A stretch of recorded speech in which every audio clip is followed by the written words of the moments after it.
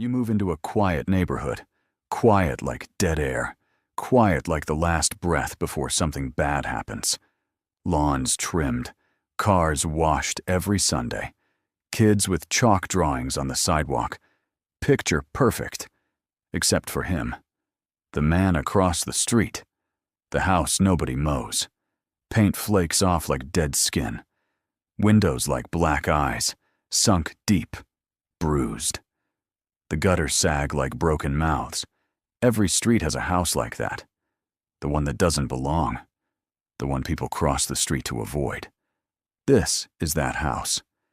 And this is the man inside. You don't see him at first. Not really.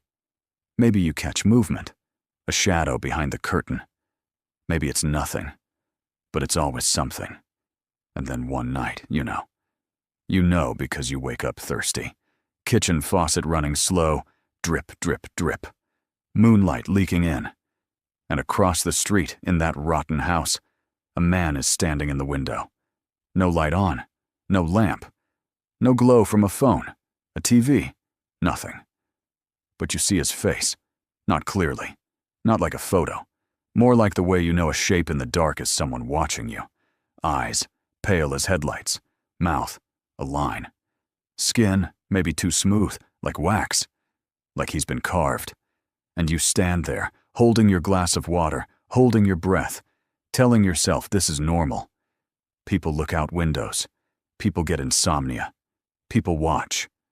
But every night, at the same time, every night, him, in the same spot, not moving, that's not people. Next morning, you mention it to the lady next door. Her roses trimmed neat, her smile neat, her life neat. You say, "Hey, the guy across the street, does he live alone?" And she looks at you like you just farted at church. Polite smile, eyes sharp. Says, "Nobody lives there." Hasn't for years. You laugh. You nod. You tell yourself she's wrong. You tell yourself old people forget things. But deep down you know. You stop opening curtains at night. Stop turning on lights after midnight. But still, you feel it. Like a draft in the room. Like someone breathing, but too slow, too heavy. Not yours. And sometimes, this is the worst part, you hear it. Not a voice. Not words. Just whispering. The sound of someone praying backwards. You close your eyes, bury your head in the pillow. But you know if you look up, if you just dare to look, he'll be there, standing, waiting. And maybe someday he won't be standing there. Maybe someday he'll be closer. Living with your parents at 29 is like sleeping in a child's crib. Technically, there's a place for you, but in reality, you're stuck. Every morning in Riverton felt like punishment. Father hiding behind his newspaper, mother clattering pans at the stove as if the cookware were guilty of my failures, and me clutching a mug of cold coffee. We sat like three actors in a play whose lines were long since memorized. 6 months without a job. 6 months of being furniture. The call from Fairview Freight Solutions tore through that loop. It guy, not a heroic role, but for the first time in months, I heard the words I'd been waiting for. "You're a good fit." Fairview was 40 minutes away. I knew, if I stayed with my parents, that loop would tighten again. I rented a house in Southwood, a shabby place, with an air conditioner that coughed all night, mold in the bathroom, and rusty pipes. But when the door closed behind me, I heard a sound I had almost forgotten. Silence. My own silence. Southwood felt like an old photograph, mailboxes held together by sheer will, cracked asphalt, pickup trucks that would never start again. And yet, there was life in those cracks. On the left, the Lopez family. Their kids played ball, sometimes hitting my fence, sometimes my car. But Mrs. Lopez always brought a pie as an apology. Warm, sweet, sticky. I ate and nodded. And on the right, him. Richard Harper. "Rick," said the man with gray mustache and checkered shirt.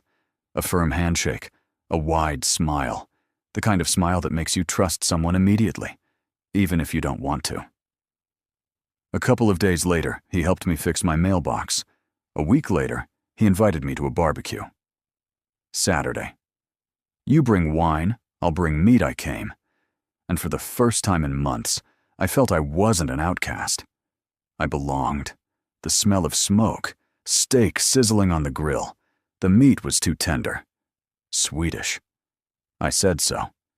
Family recipe, he winked. It's all in the marinade.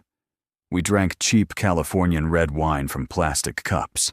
The fire crackled. And then I blurted out, "Listen, Rick, I feel awkward asking, but why are you alone? I mean, family? Kids?" He paused, flipped the meat with tongs. Smoke covered his face. "There was," he said at last, "a wife. Martha. Long ago. She was still young when she'd left. Just left a note on the table and disappeared. It happens. Never worked out with anyone else." After he looked up and smirked. "Guess she didn't like how I cooked meat." He laughed. I forced a smile. And suddenly, the meat in my mouth seemed even softer than before. Southwood still held together. Maple Street did not. Just 2 blocks away. And it was another world. Homeless by the curbs, dumpsters overflowing, the stench of stale beer and piss. Not safe even in daylight. "Stay away from Maple Street," Rick said once when we were taking out trash. "People vanish there faster than a cigarette burns out." He looked at me too seriously. One evening I was driving home, radio playing old rock, the host laughing. Then the news. 2 more homeless missing in Fairview, last seen near Maple Street. Police believe they might have left hitchhiking. At that exact moment, I was passing Maple Street. A man stood by the roadside, dirty beard, faded jacket. But most of all, a baseball cap, poison green, with a huge yellow Green Bay Packers logo. So bright the headlights made it glow. He raised his hand, trying to flag a ride. I turned away, pretended not to notice. Hitchhiking, sure. Of course.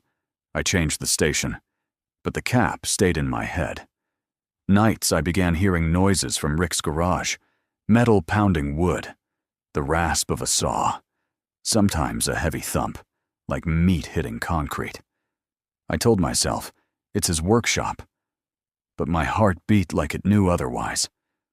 Once he asked me to grab a tool from his garage. I stepped inside, a white freezer, with a lock. I stared at it. Rick slammed the lid too quickly. "Fish," he said. "Got a stock of fish." I nodded, but his voice didn't sound like fish. Saturday. I was coming back from the store, bags cutting into my fingers. The air smelled of fried onions and gasoline. I saw Rick by his car, dragging a huge black bag from the trunk. The plastic scraped along the asphalt with a sound like grinding teeth. "Heavy?" I asked, pretending it was normal. "Need a hand?" He shook his head sharply. No. Trash. "I'll handle it." "Then toss it in the bin." I pointed to the overflowing dumpster across the street. "Why load it in the car?" He hesitated. A second, maybe 2.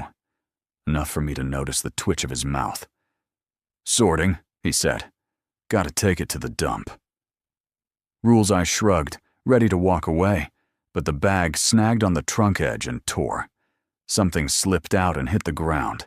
The poison green baseball cap, the very same. Green Bay Packers. Only now the bright fabric was stained, brownish, uneven, dried like rust. But I knew that color. I knew that. "Didn't know you were a fan of that team," I said, my voice too loud, too fake. Rick blinked, looked at me and grinned. "Me? Nah. Found it in the basement. Thought I'd use it as a rag. I hate football. Too quick. Too easy." I helped lift the bag, though my fingers trembled. We shoved it into the trunk. The lid slammed shut. He waved. I waved back. But inside, something writhed, like a worm under my skin. That night, I sat in the kitchen with cheap beer, staring at the wall. In my head, the cap played on loop.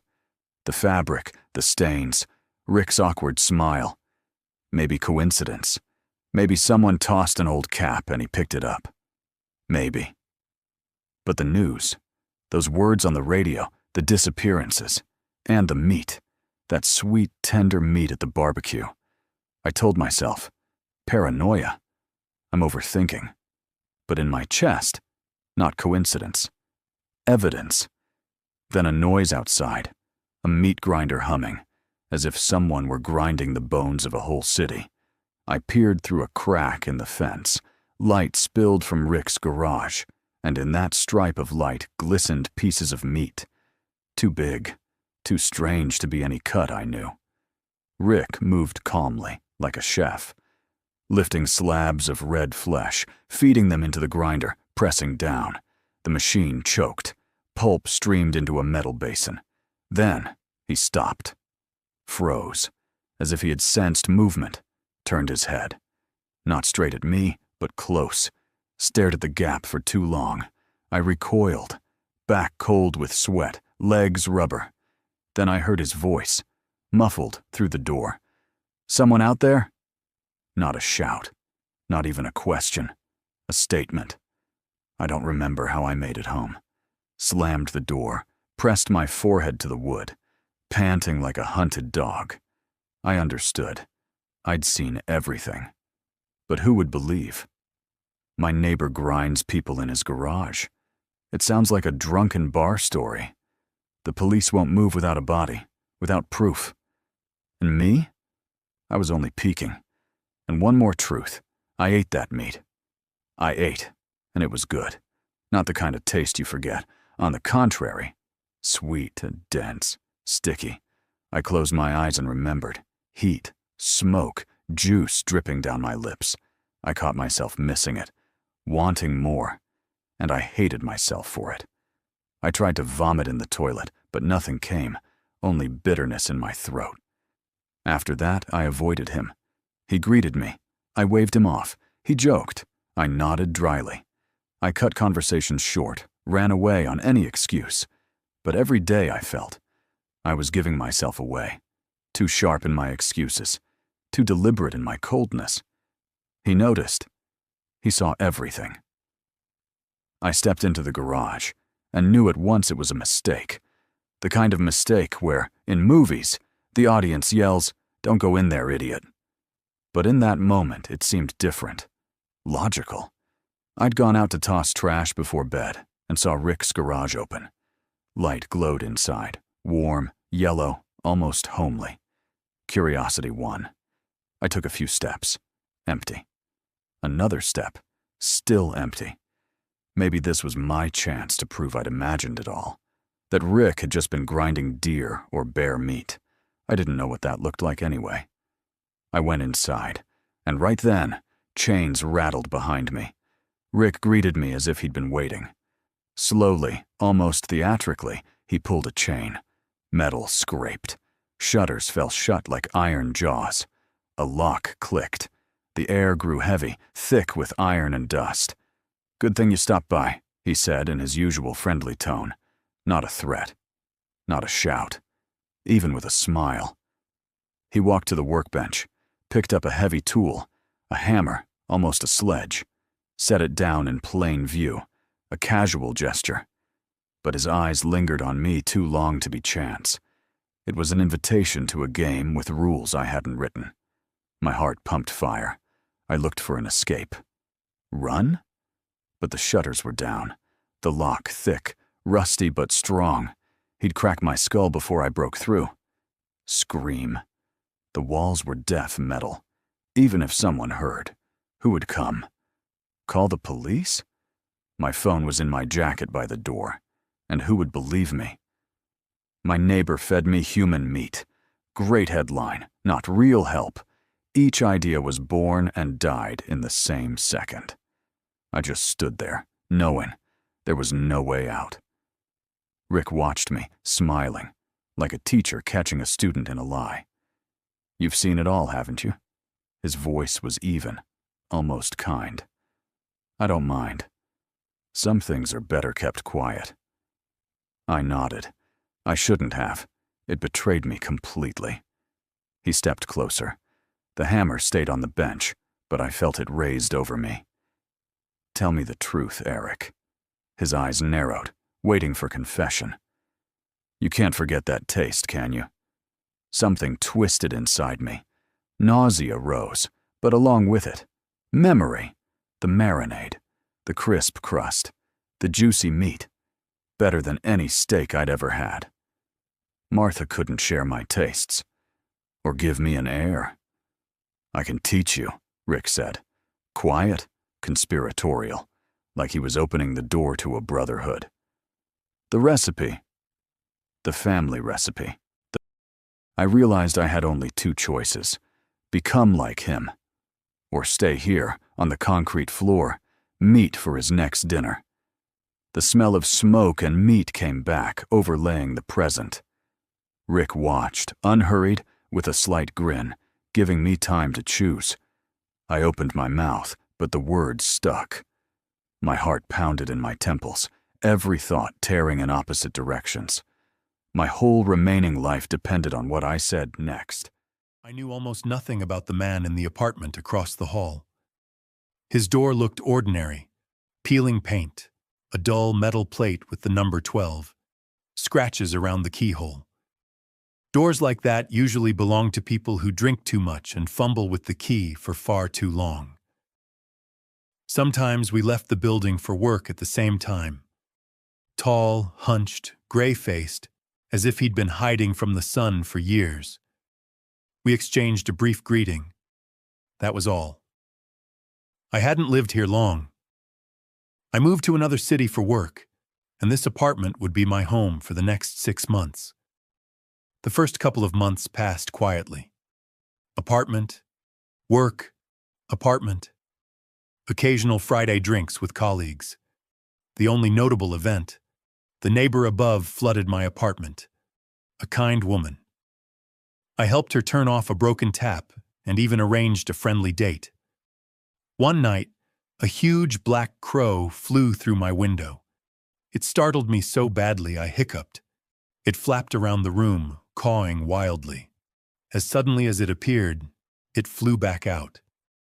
I installed protective screens immediately. Then came the late-night call. My father's hoarse voice. You need to fly here immediately. Mom had an accident. The next 3 days passed in a blur. I don't remember booking the ticket or even boarding the plane. Endless condolences, relentless memories of her, each one slicing my chest like a blade. We say goodbye to those we love, sometimes too suddenly. But how is that fair? When I returned, the hallway seemed strange, gray, drained of color. I blamed my trauma. I just wanted to collapse in bed and sleep through my remaining vacation days. But the hallway lamp flickered. An irritating, high-pitched buzz leaked through the door. The dying scream of the filament, I thought. I finally fell asleep. Shallow, suffocating, shadows in place of images. In the distance, a tall, hunched figure with an axe by a tree. Knock, knock, knock. Silence. Knock. Knock. Knock. The figure turned. Looked at me. Knock! Knock! Knock! I jerked awake, trembling. Heart pounding louder than the sound from the dream. Too real. Knock. Knock. Knock. Someone at my door. Mechanically, I checked the clock. 3 a.m. Who could need something at this hour? I muttered, groping for a slipper. Still barefoot, I shuffled to the door. Heart hammering. Looked through the peephole. Nothing. Just the flickering lamp and the neighbor's door across the hall. Hooked the chain and cracked the door. Empty hallway. Maybe some kid sneaked in, I told myself. Sleep didn't come easily. I read news, watched TV, eventually drifted to a late-night show. I remembered him again that evening. Knocked on his door, Silence. No one answered. That night I decided to sleep early. Vacation over. Knock, knock, knock. "Are you kidding me?" I shouted, leaping from bed. Clock, 3 a.m., usually calm. Too gentle, some say. But now, pure rage. I threw open the door without the peephole. "Now I'll—" I stopped. The hallway was empty. Only the swaying metal plate 12 and the carpet fibers at his threshold, as if someone had just stepped there. "Wasted, old bastard!" Rage surged. I stormed across, pounded the door. Silence. No answer. "Damn prankster!" Another punch. The number plate clattered to the floor. No sleep until morning. At first light, ready for work, I waited by the door, hoping to catch him leaving. Not today. Sleep deprivation and monotony clouded my mind. Returning home, I only wanted dinner and bed. Maybe boredom and loneliness. An old man. Strange things happen. By my reaction yesterday, he knows better than to bother me. Near my door, the neighbor's threshold caught my eye. Number plate still on the floor. I felt awkward. Hung it back on the nail. Shower, eat, sleep. Minimum tasks complete. Knock, knock, knock! This can't continue. I sprang up, hard in my throat, and ran to the door. Neighbor's door open, deep inside, shrouded in darkness, barely visible, tall, hunched. I wanted to speak my mind, but lips dry, air thick, intuition screamed, "Don't move, don't look." I couldn't look away. Hallway lamp flickered, nearly out. Snap of filament. Darkness. Horror peaked. I slammed the door, locked, top, bottom, chain, hands shaking, but succeeded. Pressed my ear, silence, and knock, knock, knock, right by my head. Inside. Not outside. A short, muffled scream escaped. Lights on, empty apartment, TV to disperse the ringing silence. Clock, 3:02 a.m. Nonsense, I whispered. Call the police? No. After telling them I'd be in a psychiatric ward. Until morning, I stared at the screen, clutching the phone. At dawn, called the landlord. Hello, something happened? Why so early? The man across, I said cautiously. Does he still live there? Surprised snort. You woke me at 6 a.m. for this? He died while you were away. How exactly? Shiver down my spine. Does it matter? Police said he called himself at 3 a.m. heart attack. Apartment. Will you rent it? Throat dry. I'll move out. Today, deposit non-refundable. Leave the key inside. Goodbye on click. Called my boss, babbling, but he approved a transfer back home. Packed, went to the airport.